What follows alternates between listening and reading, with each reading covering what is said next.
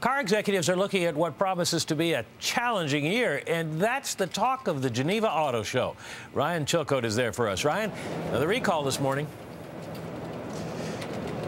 Yeah, recall this morning. Of course, that's not what General Motors wanted to be talking about. They wanted to be talking about their European launches. They're relaunching one of their Opels here. But, of course, it is those recalls in North America. 1.3 million cars that GM is recalling that everybody is talking about here. The recalls affect the Pontiac G5 and the Chevy Cobalt. The problem, as we've been talking about all morning, is the power steering in some cars, particularly if their warranty has already run out.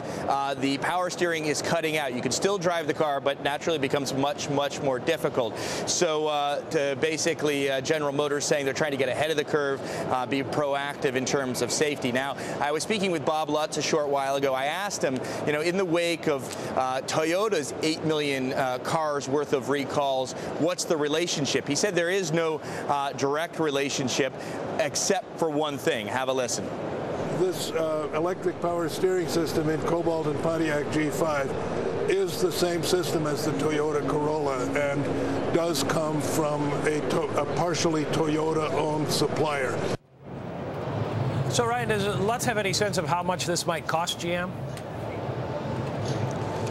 Yeah, he says, you know, in a sense, obviously it doesn't help from a PR perspective. They are trying to rebuild their position. Some of these recalls are in Latin America, in Canada. In Latin America, they're trying to build up their brand. So that's not helpful. But he said there is also a financial cost. It's I think, probably right around 100 million. Give or take. We generally don't disclose the value of recalls, but it's not a figure that is of catastrophic proportions. LUTZ says General Motors is in negotiations with that parts maker to try and recoup some of that $100 million, but he has no idea how those talks are going to end. Mike, back to you. All right, thank you, Ryan. Bloomberg's Ryan Chilcote live from Geneva.